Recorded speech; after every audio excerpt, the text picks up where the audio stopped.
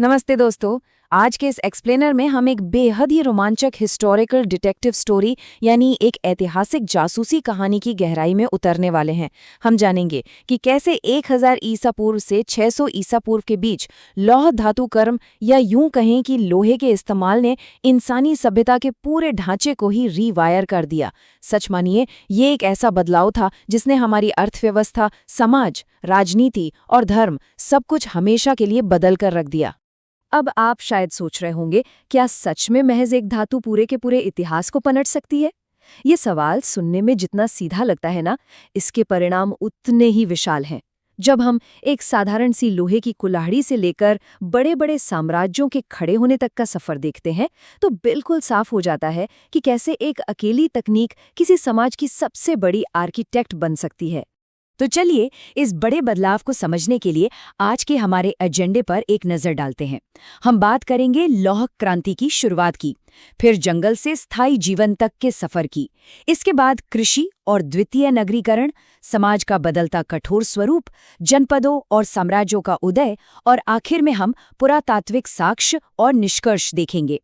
शुरुआत करते हैं हमारे पहले हिस्से से, लौह क्रांति की शुरुआत। देखिए, हम बात कर रहे हैं 100 ईसा पूर्व से 600 ईसा पूर्व के बीच के उत्तर वैदिक काल की। इस 400 साल के छोटे से समय में लोहे के नए ज्ञान ने एक ऐसा चेन रिएक्शन शुरू किया जिसने सचमुच मानव जीवन के हर एक पहलू को पूरी तरह बदल कर रख दिया। तांबे या कांसे के मुकाबले लोहा कहीं ज्यादा मजबूत था, और बस इसी एक चीज ने इतिहास की पूरी धारा ही मोड़ दी। अब आते हैं दूसरे पॉइंट पर, जंगल से स्थायी जीवन तक का सफर। और ये तुलना बहुत ही शानदार तरीके से दिखाती है कि कैसे सिर्फ एक टूल इंसानों के जीने का तरीका बदल सकता है। लोहे से पहले सप्त सिंधु में लोग एक घुमक्कड़ कबीलाई जीवन जीते थे, लेकिन लोहे की कुल्हाड़ी ने उन्हें गंगा घाटी के घने जंगलों को साफ करने की ताकत दे दी। और ये कोई छोटी बात नहीं थी। कांसे के औजार इन मजबूत पेड़ों के आगे टूट जाते थे। लोहे ने इन जंगलों को साफ कर आर्यावर्त में बड़े पैमाने पर स्थायी बस्तियां बसाना मुमकिन किया। अब लोग एक जगह टिककर रहने लगे थे। बढ़ते हैं हमारे तीसरे हिस्से की तरफ, कृषि और द्वितीय नगरीकरण। अब जरा इस सीढ़ीनुमा विकास को समझिए।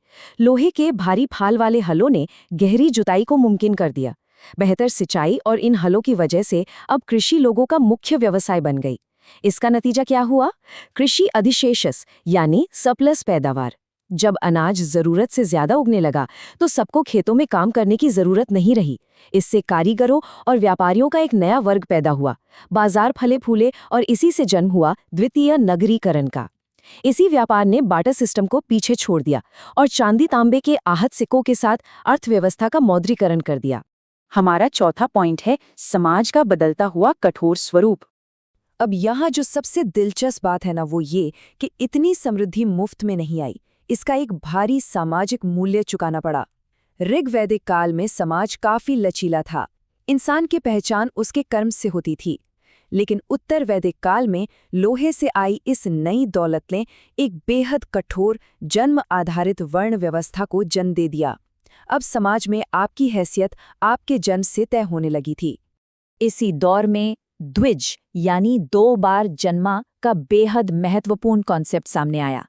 इस कॉन्सेप्ट ने ब्राह्मणों, क्षत्रियों और वैश्यों को तो उपनयन और शिक्षा का खास अधिकार दिया, लेकिन शूद्रों को इन अधिकारों से पूरी तरह बाहर कर दिया। इसने समाज में एक बहुत ही सख्त पदानुक्रम और अलगाव को पक्का कर दिया। और इस नए सेटल्ड लाइफस्टाइल को कंट्रोल करने के लिए कुछ नए सोशल फ्रेमवर्क्स भी बनाए गए। लोगों के कुल को बांटने के लिए गोत्र प्रणाली आ गई। साथ ही मानव जीवन को 4 आश्रमों में बांट दिया गया: ब्रह्मचर्य, गृहस्थ, वानप्रस्थ और सन्यास। ये सारे नियम इस बात का पक्का सबूत थे कि समाज अब पहले से कई ज्यादा जटिल और श्रेणीबद्ध हो रहा था। चलिए, अब हमारे 5वें हिस्से पर चलते हैं, जनपदों और साम्राज्यों का उदय। तो यहाँ क्रूशल पॉइंट ये है कि इस दौर में राजा का रोल बिल्कुल ही बदल गया। पहले राजा का काम बस अपने कबीले की रक्षा करना होता था और वो लोकतांत्रिक परिषदों के प्रति जवाबदेह था। लेकिन अब उपजाऊ जमीनों पर कंट्रोल के लालच ने राजा का एकमात्र लक्ष्य जमीन जीतना बना दिया। वो निरंकुश सम्राट बन बैठे और उन पुरानी लोकतांत्रिक परिषदों की पावर पूरी तरह खत्म हो गई। जमीन और संसाधनों की इस भूख ने ना वहां का पूरा पॉलिटिकल मैप ही पलट कर रख दिया। छोटे कबीलाई समूह जिन्हें जन कहते थे, वो अब बड़े बड़े क्षेत्रीय राज्यों यानी जनपदों और फिर महाजनपदों में बदल गए। और बस यहीं से नींव पड़ी विशाल साम्राज्यों की। और अब हम आते हैं अपने आखिरी हिस्से पर, पुरातात्विक साक्ष्य और निष्कर्ष।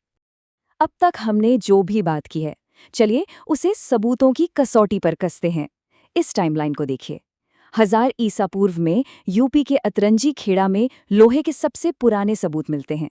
फिर 800 ईसा पूर्व तक हम चित्रित धूसर मृदभांड यानी पीजीडब्ल्यू कल्चर को फलते फूलते देखते हैं।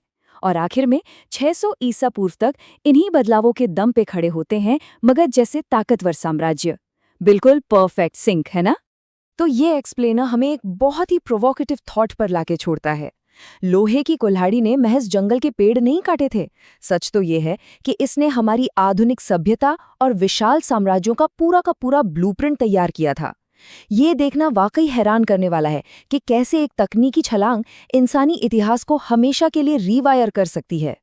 तो जरा सोचिए, क्या आज हमारे आसपास भी कोई ऐसी तकनीक उभर रही है जो आने वाली सदियों को बिल्कुल इसी तरह बदल कर रख देगी?